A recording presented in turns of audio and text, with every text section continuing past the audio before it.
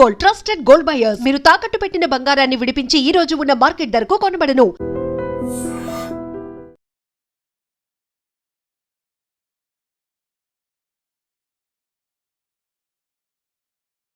Hi నమస్తే, welcome to iDream media. నేను మీ రొద్దం శ్రీనివాస్. ప్రముఖ geopolitical analyst Mandadi Krishna Reddy గారు ఉన్నారు.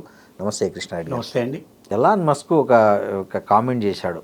భారత్లో జనాభా సంబంధించిన కామెంట్ ఏంటంటే, జనాభా తగ్గిపోతుంది భారత్లో రాను రాను, ఇది భవిష్యత్తులో భారత్కు ముప్పుగా పరిణమించిందనేటువంటి కామెంట్ చేశాడు. అసలు ఏ కాంటెస్ట్లో ఎలాన్ మస్క్ ఇండియాలో పాపులేషన్ మీద కామెంట్ చేశాడు? దాంట్లో నిజం ఎంత? అసలు ప్రపంచ దేశాలు మనం పరిశీలిస్తే ఇవాళ జపాన్ కానీ చైనా కానీ చాలా దేశాలు మోర్ దెన్ 60 కంట్రీస్ లోపల వృద్ధుల సంఖ్య భారీగా పెరిగిపోతుంది. చాలా ఎక్కువ పెరిగిపోయింది. యువకుల సంఖ్య చాలా తగ్గిపోతుంది. జనాల సంఖ్య ఇంకా తగ్గిపోయింది. అవును. ఈ పరిస్థితులు కంటిన్యూ అయితే ఇప్పుడు జపాన్లో పరిస్థితి ఏంటంటే పిల్లల్ని కనమని మాక్సిమం ప్రయత్నం చేస్తూ ఉన్నారు. బహుమతులు, ప్రోత్సాహ బహుమతులు కూడా పెడుతున్నారు. ఇప్పుడు చైనాలో కూడా అదే. ఒక బిడ్డను కంటేనే ఇంత ముందు మీకు ఇన్ని ఇచ్చేవాళ్ళు, ఈ అవకాశాలు ఇచ్చేవాళ్ళు. రెండో బిడ్డ పుడితే ఇవన్నీ మీరే అడిషనల్గా కట్టాలని చెప్పినటువంటి వాళ్ళు ఇప్పుడు రెండో బిడ్డ పుడితే, మూడో బిడ్డ పుడితే మీకు ఇంత ఇస్తామని చెప్పి వాళ్ళే ముందుకు వస్తున్నారు. అయినా కూడా కరణానికి ఆంధ్రప్రదేశ్లో కూడా పెట్టారు ఈ మధ్య స్కీమ్. ఇప్పుడు మొదలు పెట్టారు. ఇవి ఎంత ఎందుకు జరుగుతుందంటే పరిస్థితి, ఇవాళ దేశం లోపల ఆర్థిక పరిస్థితులు ఎంత గొప్పగా ఉన్నాయి, దేశం ఎంత గొప్పగా సంపద కలిగి ఉంది అనేటువంటి దానికన్నా దేశంలో యువశక్తి ఎంత ఉంది అనేది ఇంపార్టెంట్. ఇవాళ యాజ్ ఆన్ టుడే ప్రపంచం లోపల భారతదేశం ఒక్క దగ్గరే మిగతా దేశాలు అన్నిటితో పోల్చినట్టయితే యువశక్తి ఎక్కువగా ఉంది. ఎందుకంటే మన జనాభా ఎక్కువ, దీంట్లో యువకులు ఎక్కువ. కానీ ఇప్పుడు జనన మరణాల రేటు మనం తీసుకున్నట్టయితే, జననాలు చూసుకున్నట్టయితే యాక్చువల్గా భారతదేశం లోపల ఇప్పుడున్నటువంటి యువకుల్ని సబ్స్టిట్యూట్ చేయాలంటే 2.1% మనకు కావాలి. అంటే ఒక ఇంటికి ఇద్దరికన్నా ఎక్కువగా, అంటే యావరేజ్గా ముగ్గురు ఉండాలి. యావరేజ్గా ముగ్గురు, ఇద్దరు, కొంతమంది ఇద్దరు ఉంటే కొంతమంది ముగ్గురున్న రెండింటి మధ్యలో అడ్జస్ట్ అయ్యే అవకాశం ఉంటుంది. 2.1% ఉండాలి కంపల్సరీగా. కానీ మన దగ్గర 1.9% మాత్రమే ఉంది.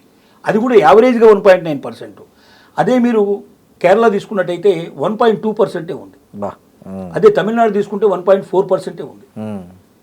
సో దక్షిణ భారతదేశం అంతా చాలా తక్కువ ఉంది. బీహారు కొంచెం ఎక్కువ ఉంది, 2.9 దాకా ఉంది బీహార్.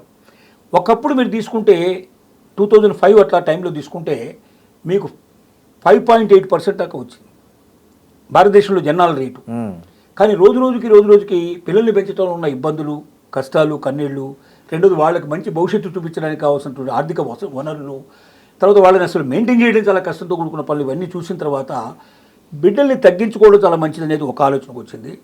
స్త్రీలు ముఖ్యంగా ఆర్థిక స్వావలంబన కోసం పాటుపడడం, వాళ్ళు బయటికి వెళ్ళడం, వాళ్ళు కూడా మగాళ్ళతో పోటీ పడడం, వీటి వల్ల ఏమవుతుందంటే బిడ్డల్ని పోషించడానికి, బిడ్డల్ని చూసుకోవడానికి కావాల్సిన సమయం కూడా ఇవ్వలేకపోవడం వల్ల మొత్తం మీద టోటల్గా జనాభా రోజుకి తగ్గడం. దీనికి తోడుగా జనాభా ఎవరైతే నియంత్రణ చేసుకుంటారో వాళ్ళకి బహుమతులు ఇస్తామని ప్రోత్సాహాలు ఒకప్పుడు ప్రకటించడం వల్ల జనాభా ఎక్కువ అవడం వల్ల వచ్చే నష్టాలు ఏమిటని బాగా ఇటు ప్రభుత్వాలు, తర్వాత అట్లాగే మేధావులు బాగా అవగాహన కల్పించడం వల్ల వీటన్నిటి ఫలితంగా ముగ్గురు వద్దు ఇద్దరు ముద్దని రాసేవాళ్ళు. ఇద్దరు గారు ఇప్పుడు ఒక్కరే హద్దు అని మళ్ళీ ఆ స్లోగన్ వచ్చేసింది పరిస్థితి. కాబట్టి మళ్ళీ ముగ్గురు లేదా నలుగురు అనే వచ్చింది. అవును. ఇలాంటి పరిస్థితుల లోపల భారతదేశం కూడా ఈ 1.9 కంటిన్యూ చేసినట్టయితే కొద్ది కాలం తర్వాత మిగతా ఏదైతే ఇప్పుడు వృద్ధుల సంఖ్య బాగా పెరిగిన దేశాల మధ్యలో ఇది కూడా చేరిపోయే అవకాశం ఉంది. దానివల్ల ఏమవుతుంది అంటే వృద్ధులు పనిచేయలేరు, వాళ్ళ వల్ల ఉత్పాదక ఏముండదు.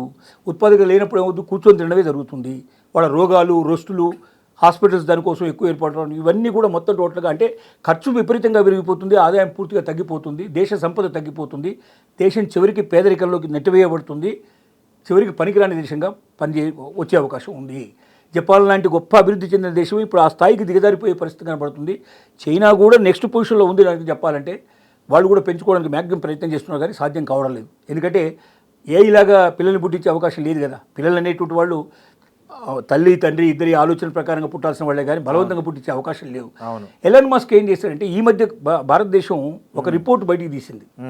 అంటే ఇప్పుడు 2025 లోపల మొత్తం ఇప్పటిదాకా ఉన్న జనాభా లోపల జనమరణాలు మొత్తం తీసి యాక్చువల్గా ఉండాల్సిన రేట్ ఏంట, ఇప్పుడున్నటువంటి మొత్తం టోటల్గా ఈ యువశక్తి ఇలాగే ఉండాలంటే 2.1% ఉంటే తప్ప మనకు సాధ్యం కాదు.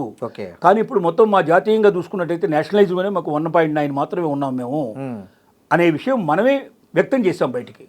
ఈ రిపోర్టు ఆధారంగా ఎలాన్ మస్క్ ఇప్పటిదాకా భారతదేశం నెంబర్ 1 ఛాంపియన్గా ఉంది యువశక్తి లోపల. మిగతా దేశాలన్నిటికన్నా ఎక్కువ యువకులు ఉన్నటువంటి భారతదేశం కాబట్టి భారతదేశం మిగతా దేశాలతో పోటీపడి అగ్రగామిగా నిలబడుతుందనేటువంటి నమ్మకం, విశ్వాసాన్ని కలిగించింది. కానీ భారతదేశం కూడా ఇప్పుడు ఉన్నటువంటి 1.9% ప్రకారం వెళ్తే అతి కొద్ది సంవత్సరాల్లోనే ఇది కూడా మిగతా దేశాలతో పాటుగా వెళ్ళాల్సిన పరిస్థితి ఏర్పడుతుంది. ఇది డేంజర్ బెల్స్లో ఉంది. కాబట్టి మీరు యువశక్తిని నమ్ముకోవాలి అనుకుంటే ఇక్కడ పెంచుకోవాలి, లేకపోతే మిగతా దేశాల స్థాయిలో నిలబడాల్సిన పరిస్థితి ఏర్పడుతుంది. కాబట్టి తస్మాత్ జాగ్రత్త అని చెప్పి ఎలన్ మస్క్ మనకు హెచ్చరిక చేశాడు. ఈ హెచ్చరికను పాటించిన దీనికన్నా ముందే ఇప్పుడు ఆంధ్రప్రదేశ్ గవర్నమెంట్ మొదలుపెట్టింది. వాస్తవంగా భారతదేశం మొత్తం మీద ఆంధ్రప్రదేశ్ మొదటి స్టార్ట్ అయింది, ప్రోత్సాహకాలు కూడా స్టార్ట్ అయినాయి. ఇంకా చాలా పెంచడానికి ప్రయత్నం చేస్తున్నారు. వీళ్ళని చూసి మిగతా రాష్ట్రాలు కూడా స్టార్ట్ చేయాలి. చేయకపోతే మాత్రం 140లో ఉన్నప్పుడు 1,46,00,000 మంది ఉన్నారు, మనకు 146 crores ఉన్నారనేది ఇప్పుడు మనం చెప్తున్న మాట. అంటే యాక్చువల్గా అయితే ఇప్పుడు ఈ లెక్కలు, జనాభా లెక్కలు పూర్తయితే 146 కోట్లు తేలుతుందనేది మినిమంలో మినిమం ఒక లెక్క. 146 కోట్లు ఉంది కదా, ఇంత జనాభా ఉన్నప్పుడు ఇంకా కొత్త జనాభా మనకి ఎందుకని అనుకుంటే ఈ 146 కోట్లు ఇట్లాగే కంటిన్యూ అయితే వృద్ధులు పెరిగిపోతారు, యువకులు తగ్గిపోతారు. చివరికి మనం ఉత్పాదకత లేనటువంటి దేశంగా తయారు కావాల్సిన పరిస్థితి ఏర్పడుతుంది. సైన్యంలో జనం వీళ్ళు పనికిరారు, ముసలి వాళ్ళు సైన్యంలో పనికిరారు, అట్లాగే యంత్రాలు పనిచేయడంలో పనికిరారు, బరువులు మోయడంలో పనికిరారు. చివరికి ఏమవుతారంటే వాళ్ళు కూర్చొని తినేటువంటి పరిస్థితి ఏర్పడుతుంది. దేశం నిర్వీర్యమైపోతున్న భయాన్ని, బాధను కలిగజేస్తూ భారతదేశం తొందరగా కనువిప్పు కలిగి మీరు మేల్కోనండి అనేటి ఒక మేల్కొల్పు కూడా కలపడానికి అక్కడ ఎలన్ మస్క్ చేసినటువంటి ఒక ప్రయత్నం.